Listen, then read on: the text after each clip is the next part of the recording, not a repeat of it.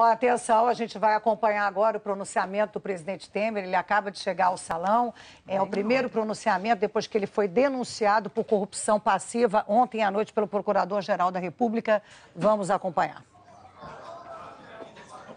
Vamos todo mundo aqui.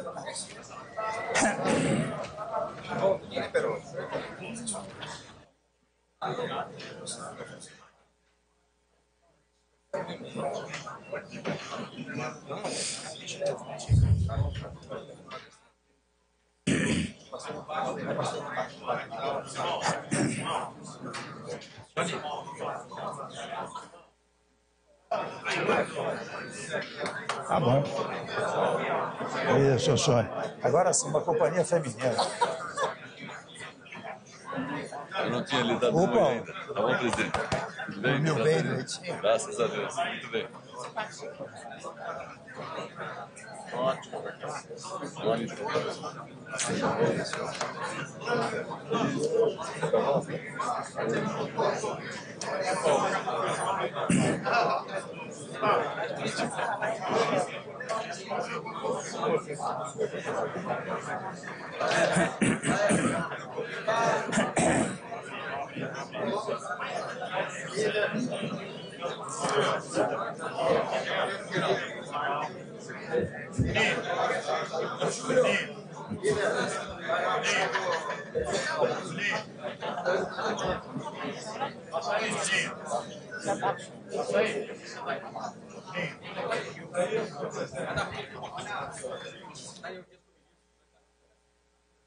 Olha, se eu fosse presidente da Câmara dos Deputados, eu faria uma sessão, porque temos quórum, não é?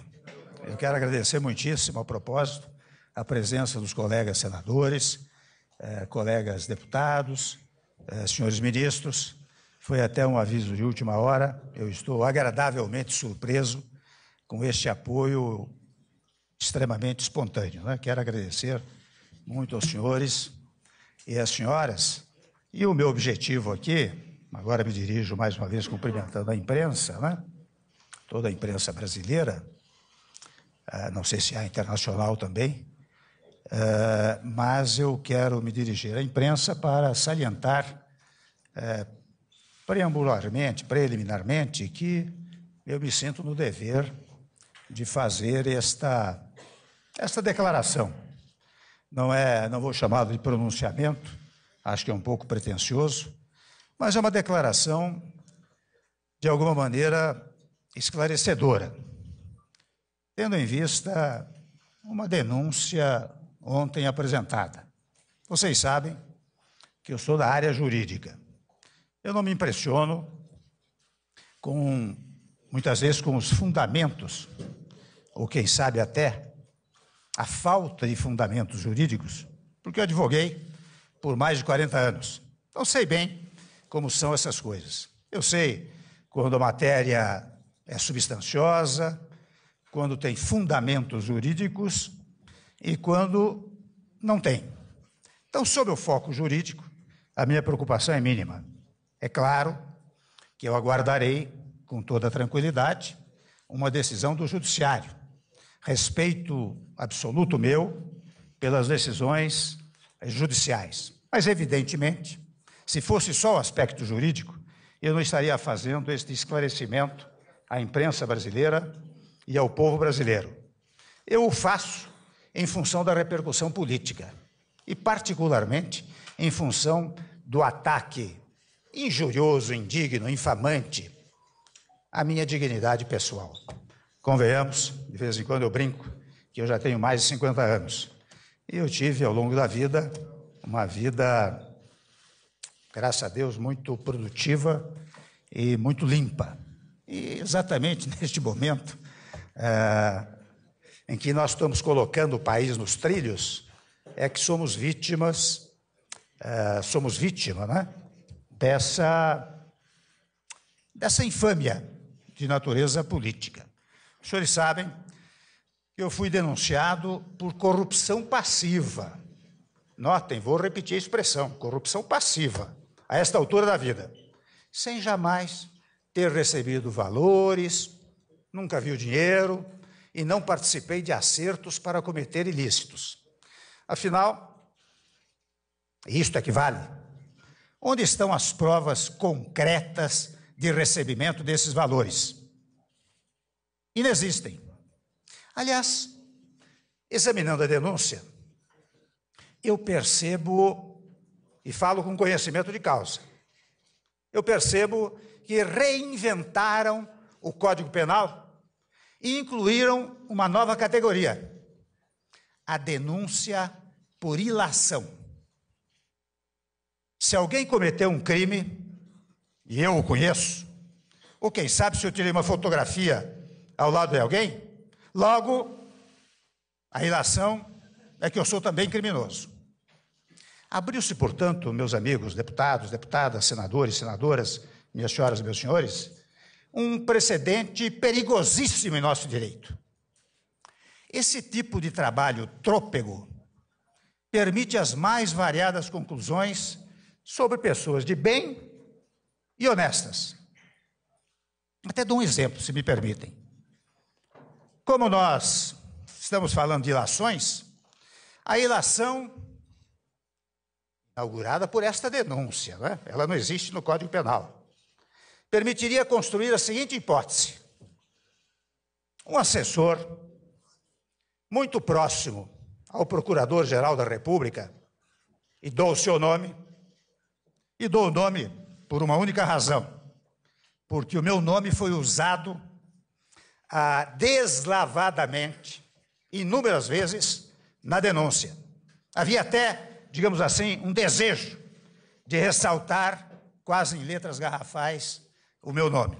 Por isso eu dou o nome deste Procurador da República, de nome Marcelo Miller, homem da mais estrita confiança do senhor Procurador-Geral. Pois bem, eu que sou da área jurídica, meus amigos, eu digo a vocês que o sonho de todo acadêmico de direito, de todo advogado, era prestar concurso para ser procurador da República.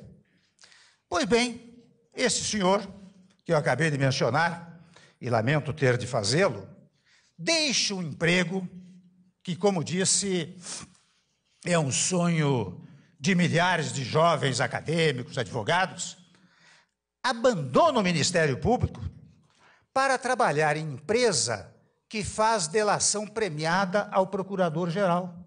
E vocês sabem que quem deixa a Procuradoria tem uma quarentena, se não me engano, de 2 ou 3 meses. Não houve quarentena nenhuma. O cidadão saiu e já foi trabalhar, depois de procurar a empresa para oferecer serviços, foi trabalhar para esta empresa e ganhou, na verdade, milhões em poucos meses, o que talvez levaria décadas para poupar.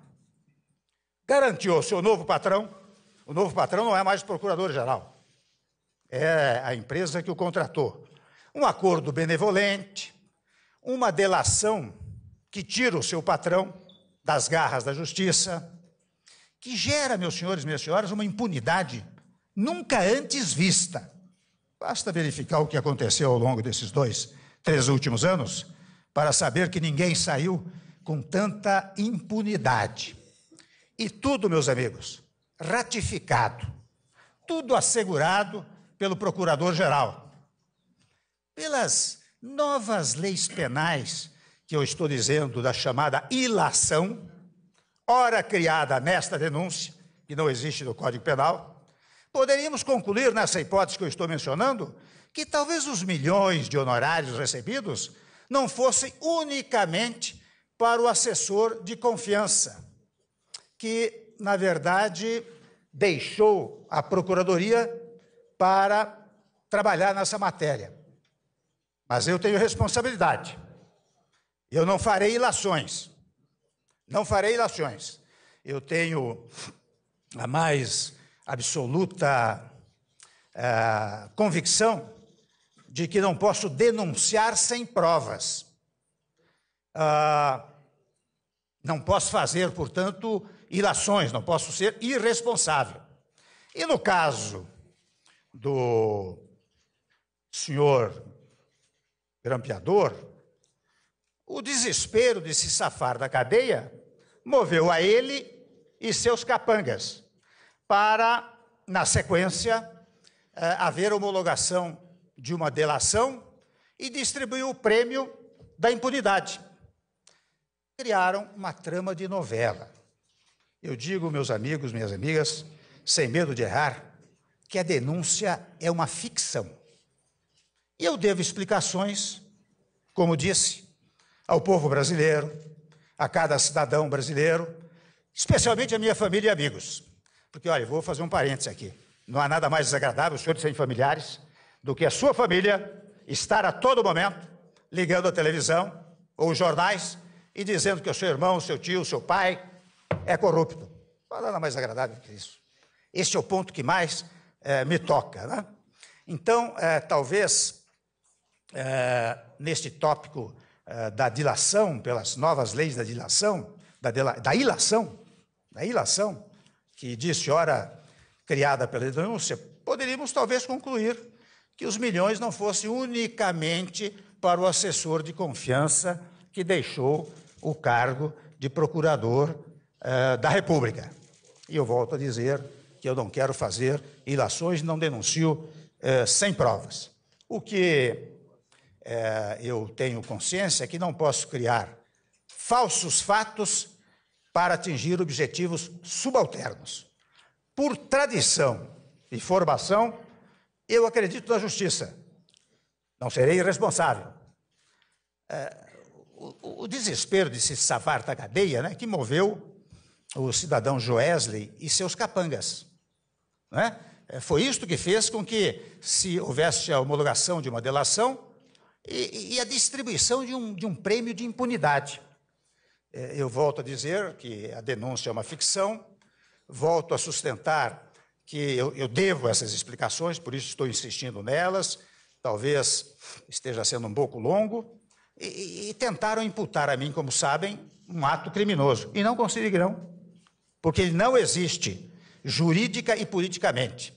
Mas exatamente quem deveria estar na cadeia está solto para voar a Nova York ou Pequim, ainda voltar para cá e criar uma nova história, já que a coluna inicial, referente à gravação, começou a ser questionada, então disseram, vamos trazê-lo de novo por uma nova história que ele venha contar. E ele foi trazido, até de chapeuzinho, interessante, ele veio de boné, né, para se disfarçar. Nós não precisamos andar de boné, não temos o que disfarçar. E eles conseguiram isso, né, o delator, porque foram preparados, treinados, prova armada, conversas induzidas. Eu sei, para enfrentar o tema, que criticam-me por ter recebido tarde da noite em minha casa o empresário Joesley. Eu recebi, sim. Naquela oportunidade, o maior produtor de proteína animal do país, se não do mundo. Do mundo. Interessante que eu descobri o verdadeiro Joesley, o bandido, confesso, junto com todos os brasileiros, quando ele revelou os crimes que cometeu ao Ministério Público, sem nenhuma punição. Quero lembrar que o fruto dessa conversa é uma prova ilícita, inválida para a justiça.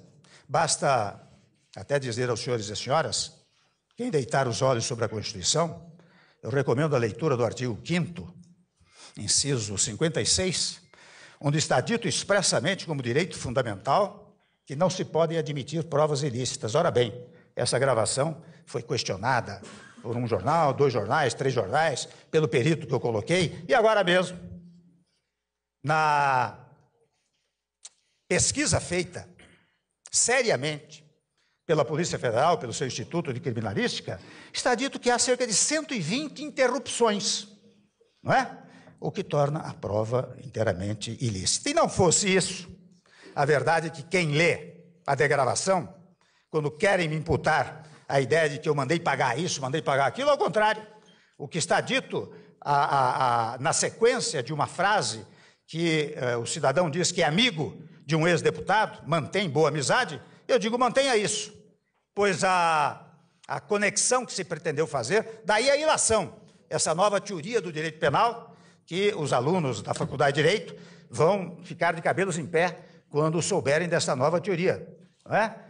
disseram que não. Quando eu disse isso, eu estava mandando pagar. E, aliás, o próprio ex-deputado, no dia seguinte, publicou uma carta desmentindo e depois, em depoimento, desmentiu.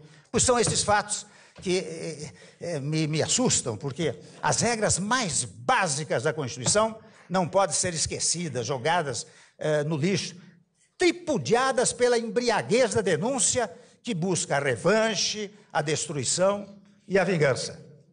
E ainda, vejam bem, vou dizer aos senhores, ainda se fatiam as denúncias para provocar fatos semanais contra o governo. Querem parar o país, parar o Congresso, num ato político com denúncias frágeis e precárias. Atingem a presidência da República. Não é uma coisa qualquer. Quando se vai atacar a presidência da República, uma instituição, é preciso tomar todas as cautelas, é preciso ter provas robustas, provas comprovadas. Aliás, a denúncia não pode vir por ilação. Deverá vir porque houve uma coleta de provas que não pode induzir a ideia de que possa ter um crime, mas tem que ter prova concreta de que houve o crime. Portanto, o que há é um atentado na verdade, contra o nosso país. Sabem os senhores, eu sou o responsável por todos os atos administrativos do meu governo. Não foi sem razão, embora estando há um ano apenas, nós trabalhamos pela queda da inflação, pela redução dos juros, pela geração de empregos, pelas reformas estruturantes, pela liberação do Fundo de Garantia para milhões de brasileiros e pelo fim da recessão. Falo hoje em defesa da instituição Presidência da República e mais, talvez, na defesa da minha honra pessoal. Eu tenho orgulho de ser presidente, convenhamos. É uma coisa extraordinária. Para mim, é algo tocante. É algo que, não sei como Deus me colocou aqui, não é?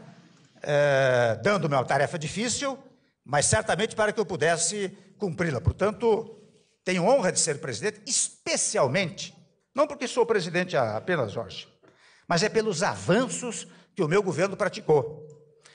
E não permitirei que me acuse de crimes que jamais cometi. Minha disposição é continuar a trabalhar pelo Brasil, para gerar crescimento e emprego, para continuar as reformas fundamentais, como a trabalhista, a previdenciária, como já fizemos com o teto de gastos, como já fizemos com o ensino médio, como já fizemos com as estatais, como já fizemos com o petróleo. Portanto, eu não fugirei das batalhas, nem da guerra que temos pela frente. A minha disposição não diminuirá com ataques irresponsáveis. A instituição Presidência da República, não quero ataques a ela, e muito menos ao homem Michel Temer. Não me falta coragem para seguir na reconstrução do país e, convenhamos, na defesa da minha dignidade pessoal. Muito obrigado a vocês.